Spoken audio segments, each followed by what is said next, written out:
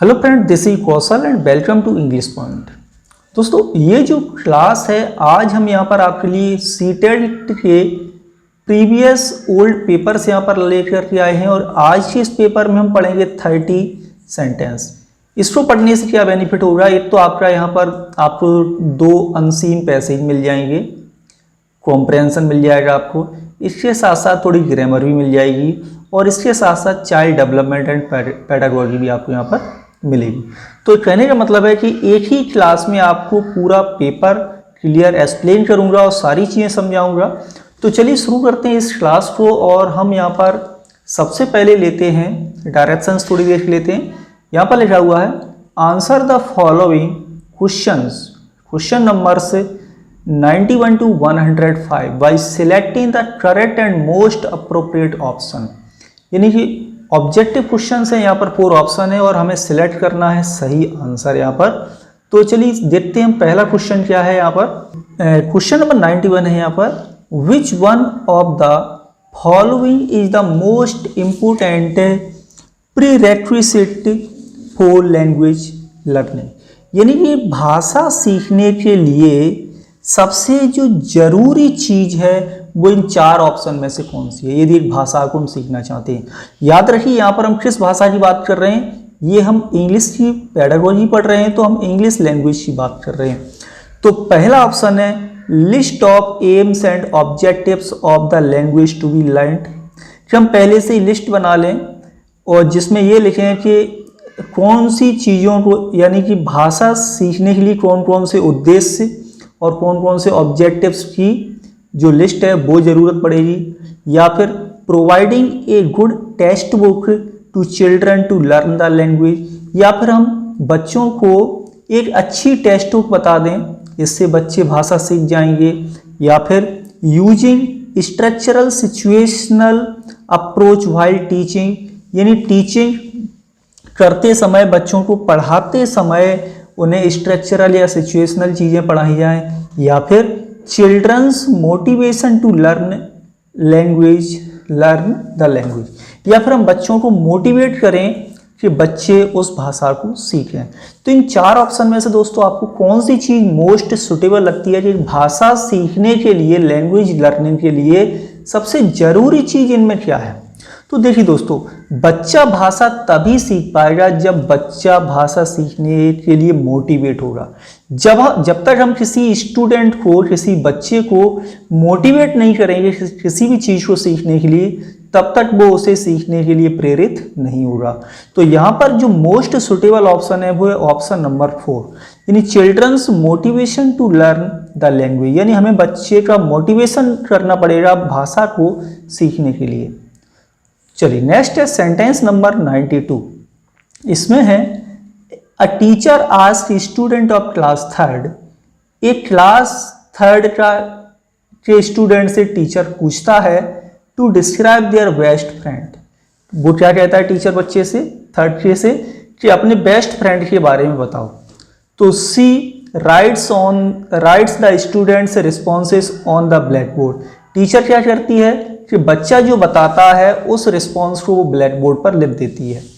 और eight last अंत में she state that all these describing word on the black board are adjectives, और वहाँ पर उसने जो भी क्वालिटी बताई, विशेषताएं बताई, वो एडजेक्टिव्स सभी यहाँ पर लिख दिए ब्लैक बोर्ड पर। ये उसने ब्लैक बोर्ड पर लिख दिया, इस चीज को आप क्या कहेंगे? Incidental method, inductive method, deductive method या इमर्सन मेथड? तो दोस्तों 2 मेथड्स बहुत ज़्यादा एग्जाम में आते हैं, inductive method and deductive method.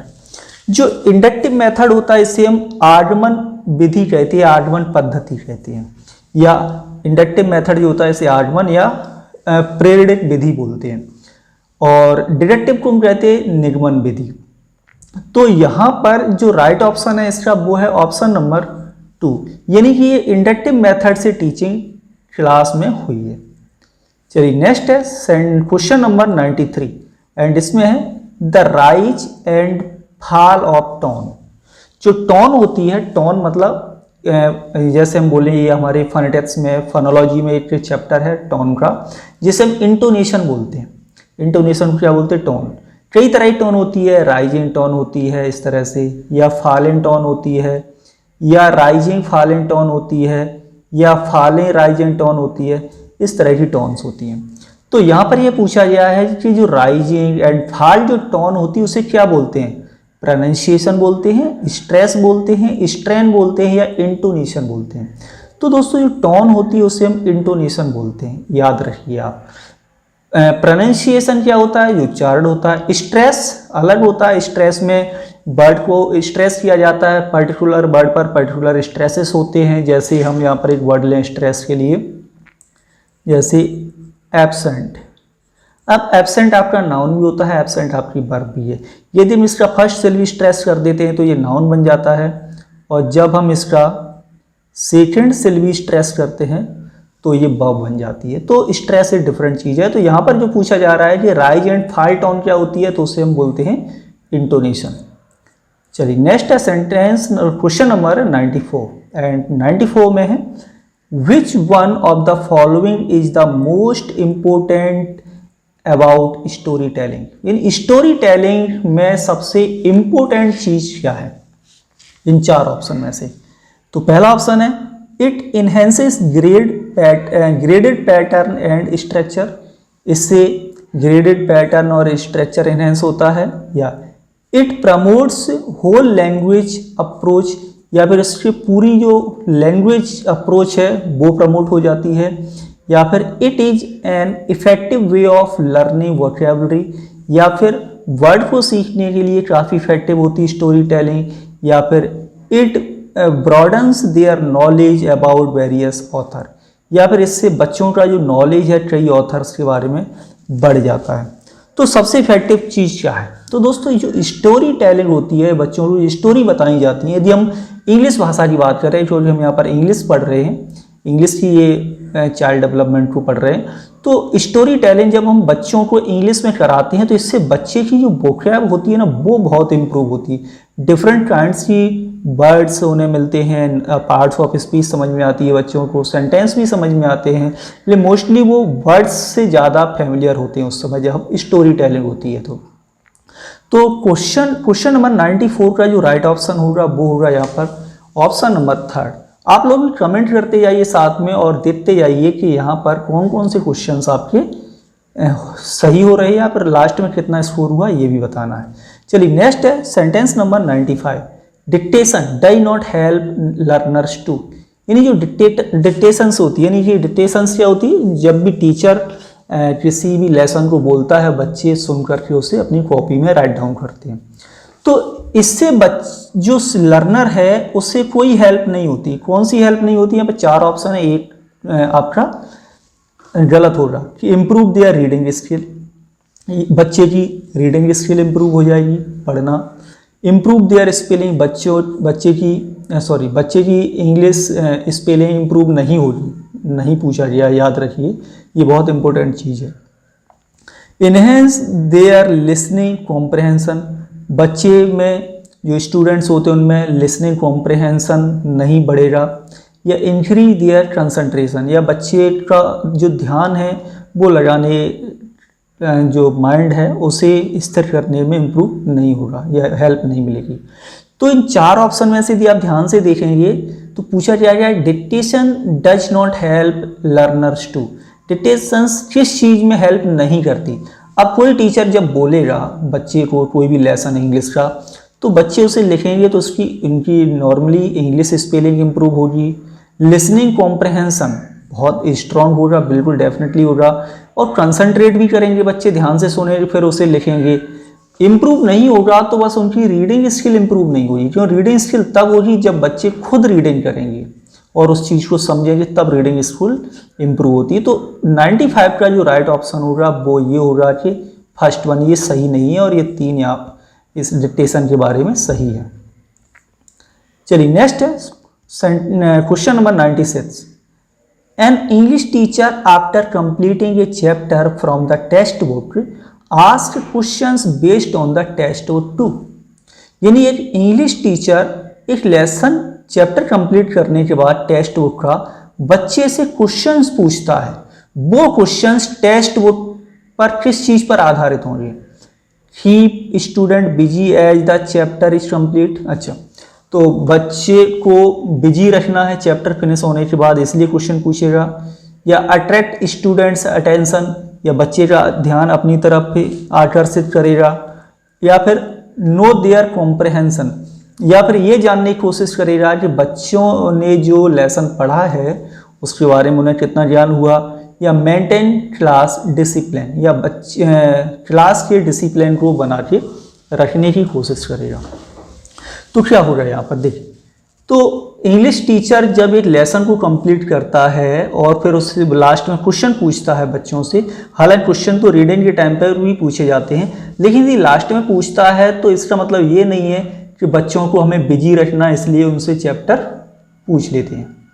या अटेंशन तो होता ही है बच्चों का, तभी वहाँ पर अधिगम हो पाएगा, है ना, तभी हम बच्चों को पढ़ा पाएंगे। तो स्टूडेंट अटेंशन, हाँ ये राइट ऑप्शन है कि नो देयर कॉम्प्रहेंशन। हम ये जानने की कोशिश जरूर करते हैं कि जो ये शिक्षक ने पढ़ाया है उसके बारे में बच्चों को कितना ज्ञान हुआ है या बच्चों को कितनी बातें समझ में आई हैं।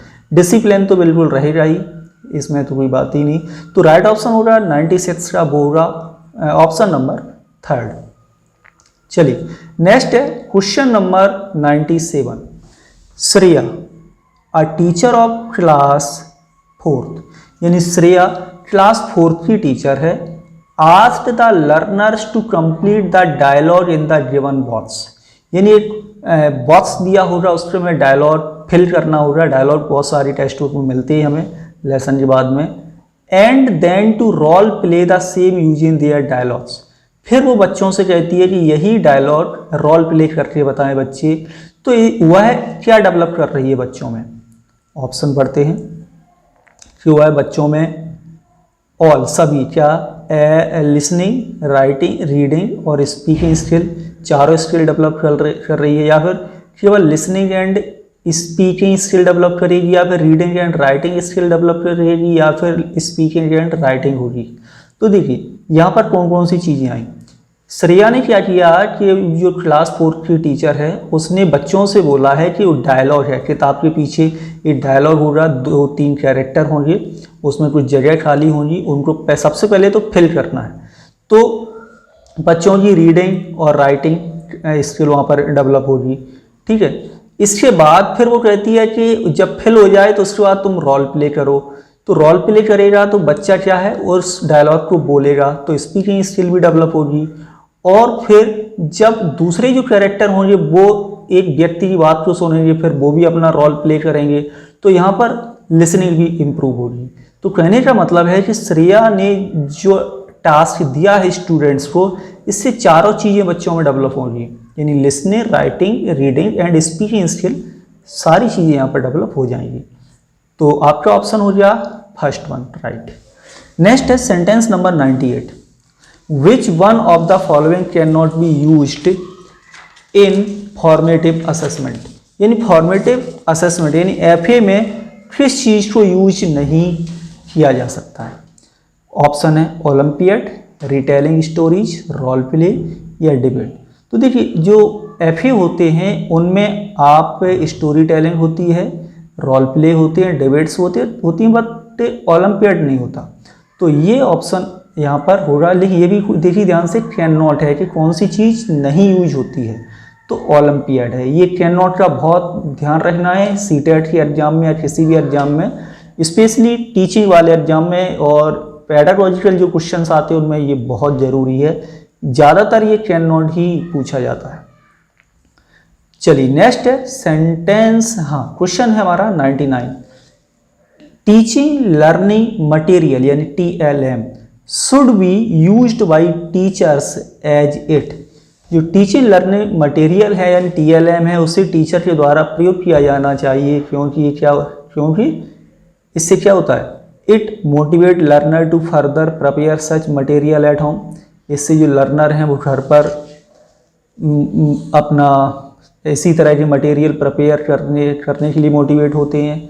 या supplement teaching learning process improve होती है। या prepare student mentally to sit in the class, या फिर बच्चे क्लास में मेंटली प्रिपेयर होते हैं वहाँ पर बैठने के लिए, या इज नॉट वेरी एक्सपेंसिव, या फिर TLM बहुत एक्सपेंसिव नहीं है। तो यहाँ पर देखिए जो TLM होता है उसे प्रयोग किया जाना चाहिए, टीचिंग लर्निंग मटेरियल को यूज किया जाना चाहिए, क्योंकि इससे बच्चे मोटिवेट होते हैं और वे घर पर जा कर के उसी तरह के मटेरियल को तैयार करते हैं। तो राइट ऑप्शन यहाँ पर होगा आपका फर्स्ट वन। नेक्स्ट है question number 100, and question number 100 में है आपका while learning English as a second language, कि जब हम इंग्लिश को एज ए सेकेंड लैंग्वेज के रूप में सीखते हैं, फर्स्ट लैंग्वेज अपनी मदर टंग होती है और सेकेंड लैंग्वेज को यदि हम इंग्लिश में लें तो क्या है, there is no role of mother tongue in learning language two, यानी मदर टंग का कोई यूज नहीं है। नहीं, बिल्कुल होता है, मदर टंग पहले रहती है, सेकेंड लैंग्वेज बाद में होती है। इसके बाद देखते हैं the use of mother tongue will facilitate learning, यानी जो मदर टंग है उससे हम ये सेकेंड लैंग्वेज हमारे लिए सरल बन जाती है सीखना, बिल्कुल सही बात है। The use of mother tongue will create interference, कि मदर टंग की वजह से हम सेकेंड लैंग्वेज इंग्लिश नहीं सीख पाएंगे, उसमें रुकावट आती है, नहीं ये भी नहीं है। The mother tongue should not be used by the learner, कि मदर टंग लर्नर के द्वारा सीखी ही नहीं जानी चाहिए, नहीं ये भी गलत हुआ।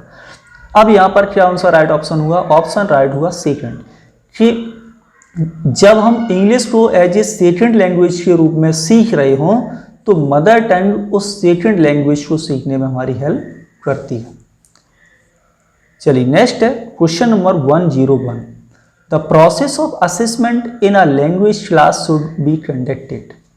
ऑप्शन है for assessing the textual exercise at the end of the chapter, कि लेसन के अंत में कुछ टेक्सुअल एक्सरसाइज होनी चाहिए। To know the level of student in the class, class में स्टूडेंट का लेवल जानना चाहिए, या फिर to know the efficiency of teaching teachers in teaching, और during the teaching learning process. या तो यहाँ पर आप ध्यान से देखिए कि जो प्रोसेस है असेसमेंट की एक भाषा की कक्षा में, तो कौन सी चीज़ें कंडक्ट होनी चाहिए। तो यहाँ पर लगता है कि आपका जो राइट ऑप्शन है वो होना चाहिए 4, कि during the teaching learning process, कि जो बच्चों को हम किसी चीज़ को बता रहे हैं, असेसमेंट कब कर लें, जब हम कोई चीज़ पढ़ा रहे हो ना तो बीच बीच में बच्चों से क्वेश्चन पूछते रहें, ड्यूरिंग, है ना, टीचिंग लर्निंग प्रोसेस के बीच बीच में ही बच्चों से पूछते रहेंगे, तो बच्चे उस चीज़ के बारे में बहुत अच्छी तरह से सुनेंगे और उनका ध्यान वैसे ही वहाँ पर रहेगा क्लासरूम में।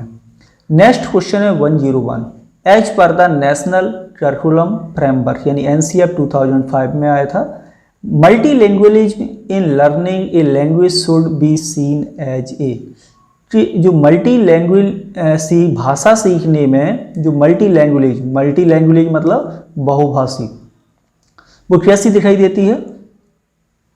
तो challenge for teacher to manage such classes, teacher के लिए एक चैलेंज बन जाता है इस तरह की क्लासेस को मैनेज करना। नहीं, ऐसी बात नहीं, क्योंकि एक कक्षा में हो सकता है कि मल्टी लैंग्वेज वाले स्टूडेंट्स हों, तो NCF के अकॉर्डिंग टीचर को चैलेंज नहीं आता है, या hindrance in teaching learning English सिखाने में रुकावट आती है, नहीं ऐसा भी नहीं होता। Resource in teaching learning English, हाँ, इंग्लिश सीखने और सिखाने का रिसोर्स बन जाती है वो मल्टी लैंग्वेज, जो मल्टी लैंग्वेज होता है यानी बहुभाषी वो। और लास्ट ऑप्शन है challenge for student to learn many language, विद्यार्थियों के लिए चैलेंज बन जाता है बहुत सारी भाषाएं सीखना, नहीं ये भी नहीं। NCF के अकॉर्डिंग हम यदि सुटेबल आंसर देखेंगे तो यहाँ पर आंसर नंबर 3 होगा कि जो मल्टी लिंगुअल स्टूडेंट हमारी क्लास में बैठे हुए हैं उन्हें ही हम अपना रिसोर्स बना लेते हैं भाषा, इंग्लिश भाषा को सिखाने में। नेक्स्ट है question number 103, the most important factor which is responsible for the differentiation between language learning and language acquisition. तो वो क्या है, grammar of language, assessment in language, text book of language, या लैंग्वेज इन्वायरमेंट। तो इसका जो right option होगा वो होगा आपका option number 3, text book of language. Next question number 4 है, which one of the following is an essential characteristics of A good text book in English. यानी इंग्लिश में एक अच्छी टेक्स्ट बुक की कौन कौन सी विशेषता इनमें से एक है। तो 4 ऑप्शन है, इनमें से एक अच्छी विशेषता है अच्छी टेक्स्ट बुक की। ऑप्शन देखते हैं। Every lesson should have a proper introduction at the beginning and a conclusion eight the and. कि अच्छे लेसन के स्टार्टिंग में एक अच्छा उसका इंट्रोडक्शन होना चाहिए लेसन का, और अंत में एक अच्छा सा कंक्लूजन होना चाहिए, बिल्कुल होना चाहिए। नेक्स्ट देखते हैं, it should be based on the guidelines principle of curriculum and syllabus. Syllabus और करिकुलम के सिद्धांतों के आधार पर ये बेस्ड होनी चाहिए। नहीं, बच्चों को भी ध्यान में रखना पड़ता है और यहाँ ये भी होना चाहिए, लेकिन यहाँ पर क्या पूछा गया है, इसेंशियल कैरेक्टरिस्टिक्स पूछी गई है, सबसे जरूरी चीज पूछी गई है। और देखते हैं कि know difficult word should be given in the text book eight primary level. ये भी ठीक है कि प्राइमरी लेवल पर ज़्यादा हार्ड वर्ड नहीं होने चाहिए, लेकिन फिर भी बच्चों के लिए थोड़े बहुत तो होने चाहिए, सीखेंगे नए नए word. The maximum number of textual exercise should be given to practice at the end of the lesson. तो ये 4 ऑप्शन है कि ज़्यादा से ज़्यादा एक्सरसाइज होनी चाहिए लेसन के अंत में।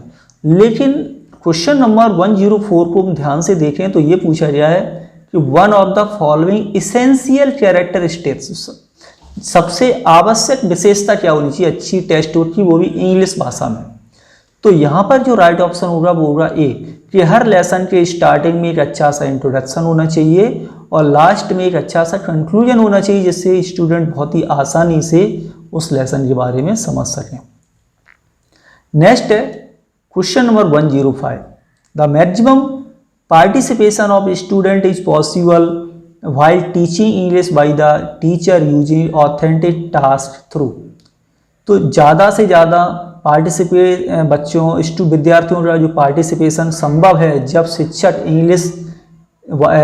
शिक्षक क्या कर रहा हो, इंग्लिश को टीच कर रहा हो।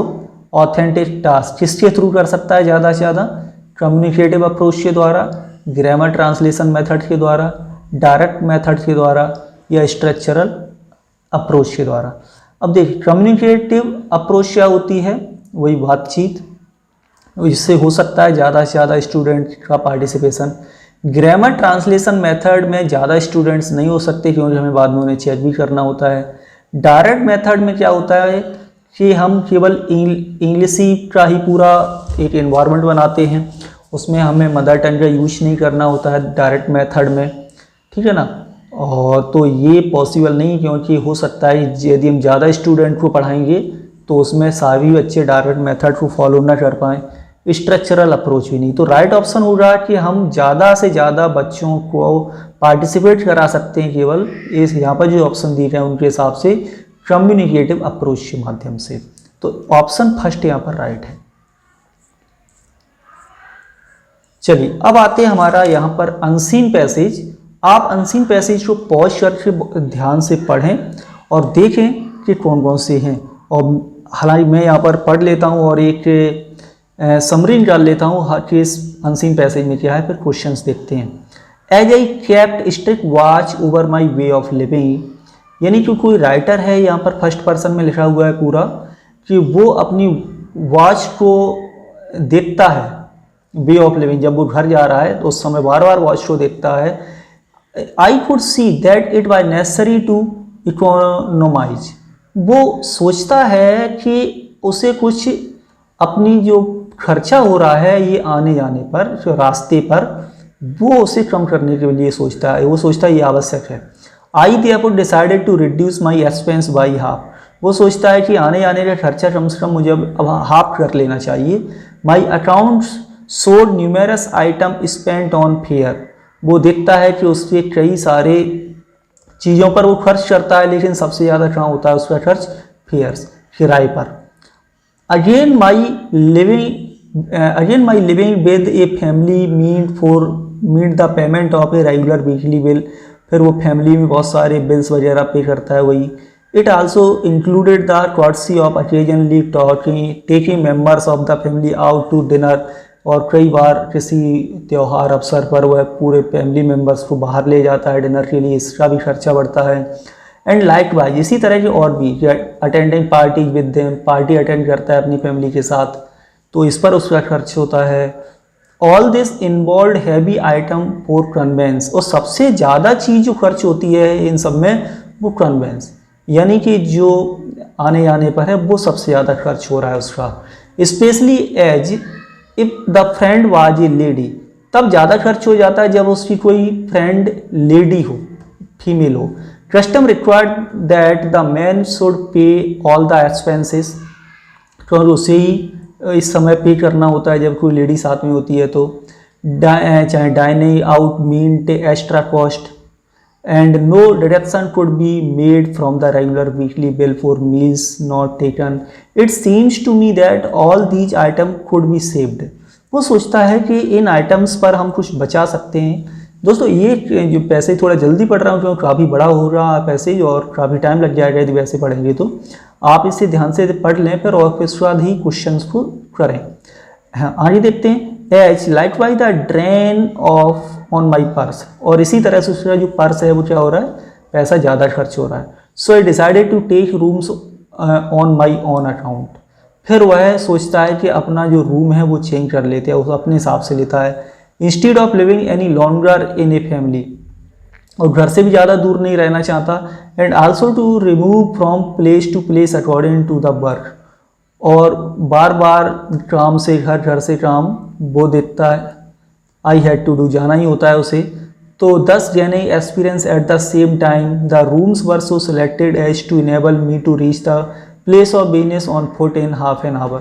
वो देखता है कि मैं अपने काम पर लगभग आधे घंटे में पैदल पहुंच जाऊं, ऐसी जगह पर वो एक रूम लेता है। एंड सो सेफ फेयर, इस तरह से वो अपना क्या बचा लेता है, किराया बचा लेता है आने आने का। बिफोर दिस, लेकिन इससे पहले, I had always taken some kind of conveyance, वह किसी न किसी तरह की यात्रा करता था चाहे वो कहीं भी जा रहा हो। And had to find extra time for walk, और उसे वॉकिंग के लिए अलग से टाइम निकालना पड़ता था। द न्यू अरेंजमेंट कंबाइंड वॉक्स, अब उसने जो नया रूम लिया है पास में ही अपने ऑफिस के, इससे अब उसकी वॉकिंग भी हो जाती है एंड इकोनॉमी, और उसका जो पैसा ही बचता है क्योंकि जब वो पैदल जाता है। आगे देख रहा थे, हाँ। As it meant a saving of fares and gave me walks of 8 और 10 माइल्स अ डे, इस तरह से उसे उसका किराया बच रहा है और करीब 8 या 10 मील एक दिन में वो वॉकिंग कर लेता है। It was mainly this habit of long walk, इससे वो लंबी आदत पड़ जाती है उसे वॉकिंग करने की। That kept me particularly free from illness through out my stay in England, जब वह इंग्लैंड में रहता है तो वह पूरी तरह से बीमारी से भी मुक्त रहता है। And give me A fairy strong body, और उसकी बॉडी भी स्ट्रॉन्ग हो जाती है। तो ये अच्छा थोड़ा सा और बचा, इसे भी देख लेते हैं। यस 10, इस तरह से I rented a suite of rooms, 1 for a sitting room and another for a bedroom. इस तरह से वो उसने जो कमरे लिए हैं उसमें एक कमरा उसका सिटिंग रूम है और दूसरा उसका बेडरूम है। This was the second stage, ये उसकी सेकंड स्टेज है। The third was yet to come, और तीसरी स्टेज अभी उसकी आने वाली है। चलिए अब क्वेश्चंस देखते हैं। आप लोग इसे पॉज करके बहुत ही सावधानी से पूरे अंतिम पैसेज को पढ़ें ध्यान से, और फिर हम यहाँ पर शुरू करते हैं अपना क्वेश्चन नंबर 106 से। ओके, तो यहाँ पर क्वेश्चन है, the author could reduce his expense by half. Author अपना जो एक्सपेंस है, खर्चे हैं, वो आधा कर सकता है। कहाँ पर कर सकता है, अब आप ध्यान से देखेंगे आपको सारे क्वेश्चन समझ में आएंगे दोस्तों। और अनसीन पैसेज आपको इसी तरह से पढ़ना है जिससे आप क्या टाइम को मिनिमाइज करेंगे, वहाँ पर टाइम बचाएंगे अपना एग्जाम में। तो यहाँ पर पहला देखिए, renting rooms close to his office. वो क्या करता है, अपने ऑफिस के पास में ही एक कमरा ले लेता है। ये बात भी सही है, उसने लिया था तभी उसका हाफ हुआ था। ट्रैवलिंग इन बस में ट्रैवलिंग करके वो अपना खर्चा आधा कर लेता है, नहीं ये गलत है। कुकिंग हिज ओन मील्स, अब यहाँ पर सबसे मेन चीज़ ये समझने वाली है कि वो खाने पीने के लिए जाता था, लेकिन उसका फैमिली जाती थी, फ्रेंड्स जाते थे, तो सबसे ज़्यादा जो खर्चा हो रहा था उसका जो आधे से ज़्यादा वो कहाँ पर हो रहा था, ट्रैवलिंग पर हो रहा था। तो I think first one right है। और देख लेते हैं, कुकिंग मील भी नहीं हो रहा। Having only 1 meal a day, क्यों एक दिन में केवल एक बार ही खाना चाहता था, नहीं ये भी गलत। अब राइट ऑप्शन कौन सा आपका, फर्स्ट वन। दोस्तों यदि आप अनसीन पैसेज को बहुत ध्यान से पढ़ेंगे ना तो डेफिनेटली आपके जो अनसीन पैसेज हैं वो बिल्कुल भी रॉन्ग नहीं होगी, आपको पूरे के पूरे यहाँ पर नंबर जरूर मिलेंगे। अब आप देखिए ये भी आपको समझ में आ जाएगा। Dash constituted a major part of the author's expense, यानी ऑथर का जो एक्सपेंस है वहाँ उसका सबसे ज़्यादा खर्च वो किस चीज़ पर करता था, फेयर पर, डाइनिंग आउट पर, इंटरटेनमेंट पर या मील्स पर। अभी हमने पैसेज को पढ़ा, बहुत ही कंप्लीटली यानी डीपली नहीं पढ़ा, लेकिन फिर भी समझ में आया कि वो सबसे ज़्यादा खर्चा अपना कहाँ करता था, किराए पर करता था, यानी आने जाने पर। नेक्स्ट है question number 108। The author's choice of his new residence enable him to, author की जो चॉइस थी उसने जो नया रेसिडेंस किया था क्यों किया था कि वर्क लॉन्गर एंड हार्डर, ताकि काफ़ी लंबे समय तक कठिन मेहनत कर सके, नहीं। सेव मनी ऑन फेयर, वह किराए पर अपना पैसा बचा सके, बिल्कुल सही है। कीप थिंग्स अंडर कंट्रोल, नहीं कंट्रोल में पहले भी था। Too close to each friend, अपने दोस्तों के पास रह सके, नहीं। तो यहाँ पर हमें समझ में आता है क्वेश्चन नंबर 108 का जो राइट ऑप्शन होगा वो कौन सा होगा, आपका सेकंड। चलिए नेक्स्ट क्वेश्चन देखते हैं। क्वेश्चन नंबर 109 है what give the author A fairy strong body, यानी किस वजह से ऑथर की जो बॉडी है वो स्ट्रॉन्ग होती है। सेल्फ डिसिप्लिन से, नर्सिंग फूड से या लॉन्ग वॉक से या योगिक एक्सरसाइज से। तो लंबी वॉक जो 8 to 10 माइल्स की एक्सरसाइज करता था ऑफिस जाने के लिए दिन में, इसकी वजह से उसकी बॉडी स्ट्रांग हुई थी। तो ऑप्शन थर्ड राइट है यहाँ पर। नेक्स्ट है question number 110। The steps taken by the author to reduce his expense so that, यानी जो कदम ऑथर ने उठाई अपने खर्चे को कम करने के लिए, इससे पता चलता है कि ही वाज, वह कैसा था, he was always short of money, नहीं। सेविंग मनी फॉर इमरजेंसी, वह इमरजेंसी के लिए अपना पैसा बचा रहा था, मिजरी या फ्रूगल। तो यहाँ पे जो राइट ऑप्शन है वो ये है कि सेकंड, कि वह इमरजेंसी के लिए अपना पैसा बचा रहा था, वैसे उसे कोई प्रॉब्लम नहीं थी। नेक्स्ट है question number 111। The word numerous, numerous word का मीन्स क्या है। ऑप्शन है मैनी, गुडनेस, पोलाइटनेस या इनोमरस। तो न्यूमेरस मीन्स होता है बहुत, यानी कि राइट ऑप्शन होगा first one many. Next question देखते हैं। Yes, the word which is opposite in meaning to crowdsy, crowdsy का अपोजिट मीनिंग क्या होगा। क्रॉडसी मीन्स होता है अपना कृपा या ग्रेस, वर्गैलिटी, इमोडेस्टी, रूडनेस या अग्रेशन। तो इसका जो राइट ऑप्शन होगा वो होगा रूडनेस, रूखापन। ये काइंड हो गया, ये रूडनेस हो गया, अपोजिट वर्ड है दोनों। नेक्स्ट है question number 113।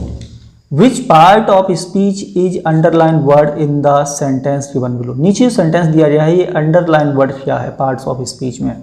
I decided to reduce my expenses by half. अब ये बताना है वाई क्या है। वाई आपका एडजेक्टिव है, एडवर्ब है, नाउन है या प्रपोजिशन है। तो यहाँ पर जो वाई है वो आपका फोर्थ नंबर ऑप्शन प्रपोजिशन है। ओके, नेक्स्ट है question number 114। The new arrangement combined walks and economy. The voice in the above sentence has been correctly changed in, यानी वॉइस बनाना है। वॉइस मतलब या तो ये सेंटेंस एक्टिव है तो पैसिव बना दो, पैसिव है तो एक्टिव वॉइस बना दो। तो देखते हैं, ये आपका सब्जेक्ट लिख रहा है, ये है वर्ब की सेकंड फॉर्म और ये हो गया ऑब्जेक्ट, तो यानी पास्ट इंडेफिनिट टेंस में। अब इसका ऑब्जेक्ट बनाएंगे, क्या करेंगे, वॉट्स एंड इकोनॉमी, पास्ट में है तो वर लगाएंगे। Walks and economy were combined by the new arrangement. अब देखते हैं ऑप्शन कहाँ पर है। Walks and economy were combined in the new arrangement, या यस ये आ गया। वॉट्स कंबाइंड इन होता है जी, कंबाइंड के बाद इन प्रपोजिशन किया जाता है, तो यहाँ पर बाई का यूज नहीं किया जाएगा, ये सेंटेंस आपका राइट होगा कि walks and economy were combined in the new arrangement. Second option right है। ओके नेक्स्ट अच्छा है, अब अपना एक और अनसीन पैसेज आ गया। चलिए पोएम है, इसे भी देख लेते हैं, काफ़ी सिंपल होगी, आई थिंक आपको काफ़ी अच्छा लगेगा पढ़ने में, और पोएम से भी थोड़ा डर कम हो जाएगा। डायरेक्शंस पढ़ते हैं, read the extract given below and answer the questions that follows. Question number 115 to 120। Okay तो यहाँ पर हम क्या करते हैं, पोएम को एक्सट्रैक्ट करके पढ़ लेते हैं और आपको क्वेश्चंस भी समझ में आ जाएंगे। मैं उम्मीद करता हूँ आपको पूरा पैसेज ये समझ में आएगा।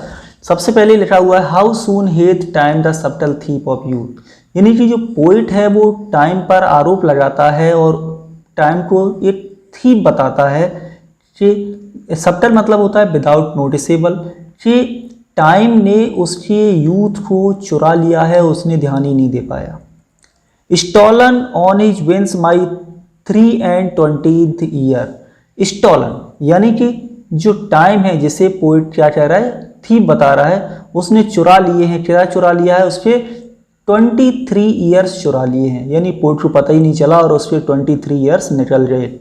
माई hasted days fly on with full career but my late spring no bird or blossoms wealth, यानी कि उसके जो दिन है वो जल्दी जल्दी निकल गया, उसका कैरियर भी अच्छा अभी तक फुल नहीं हो पाया और क्योंकि वह लेट मैच्योर हुआ, यानी कि वह उसकी जो परिपक्वता है वो लेट हुई।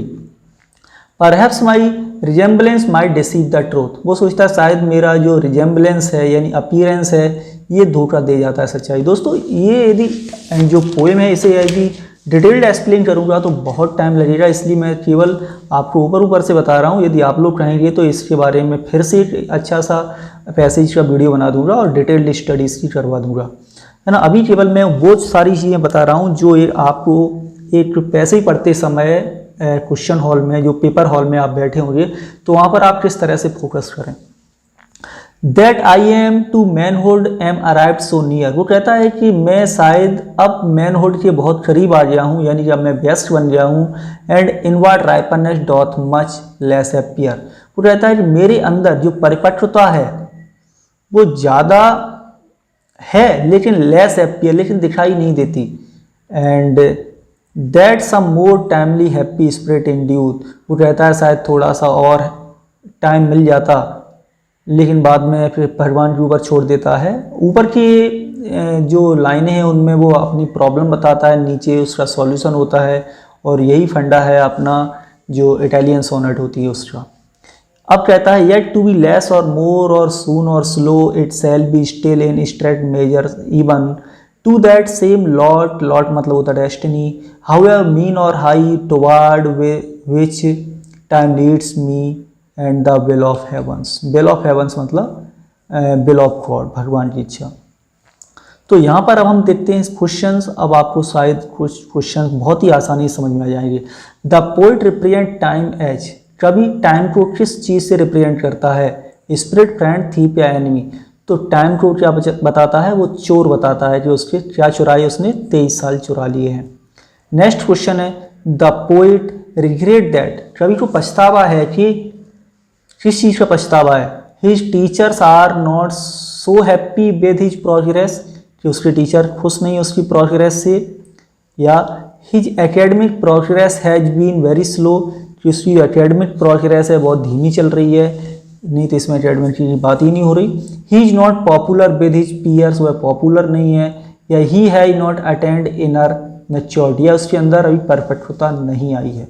तो इसी बात को लेके वो क्या है, पछतावा है उसे कि उसके अंदर अभी इनर मैच्योरिटी नहीं आई। तो क्वेश्चन नंबर जो 4 है ये राइट होगा। चलिए और क्वेश्चन देखते हैं।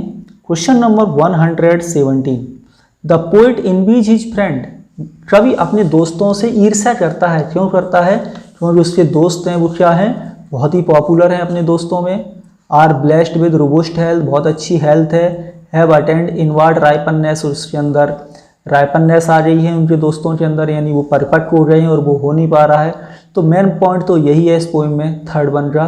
एंड लास्ट है have achieved name and fame, नहीं। तो क्वेश्चन नंबर 117 का जो राइट ऑप्शन है वो है यहाँ पर क्वेश्चन नंबर 3।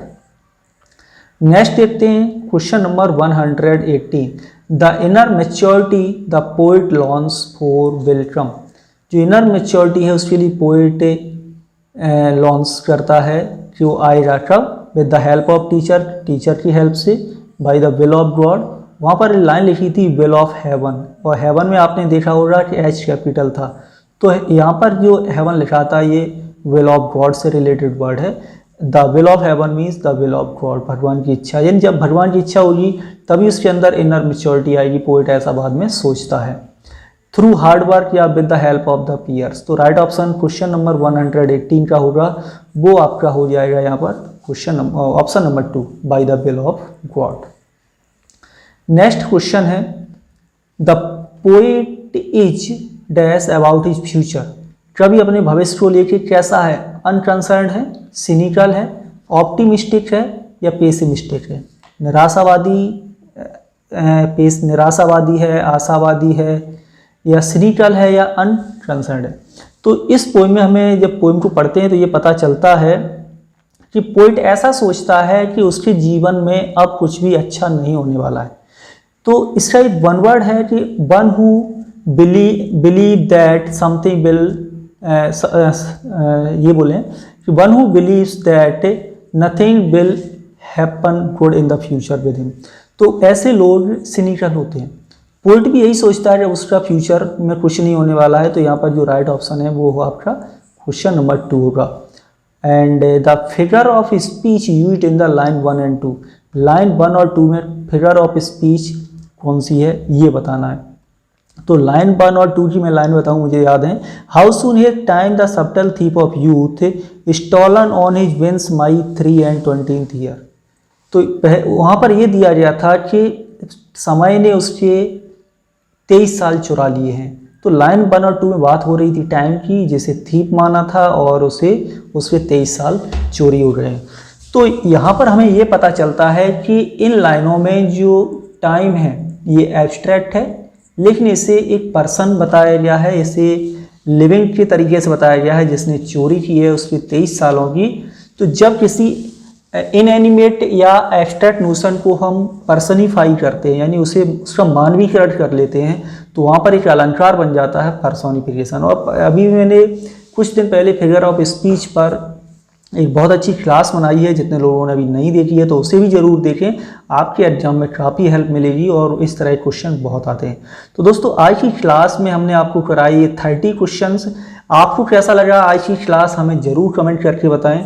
यदि पसंद आए तो बताएं, हम और भी प्रीवियस ईयर के जो सीटेट के पेपर्स होंगे उन्हें सॉल्व कराएंगे और बहुत ही सिंपल तरीके से आपको समझाएंगे, जिससे मैं कोशिश करूंगा और उम्मीद करूंगा कि आप जब भी एग्जाम दें तो आपको pros, poetry and pedagogical question बहुत ही सिंपल लगें। तो आज की क्लास के बारे में अपनी राय जरूर दें। Thank you for watching this video. Share जरूर करें दोस्तों के साथ, और जितने लोग हमारे चैनल पर पहली बार आए हैं वो हमें सब्सक्राइब करना बिल्कुल ही न भूलें। Again thank you.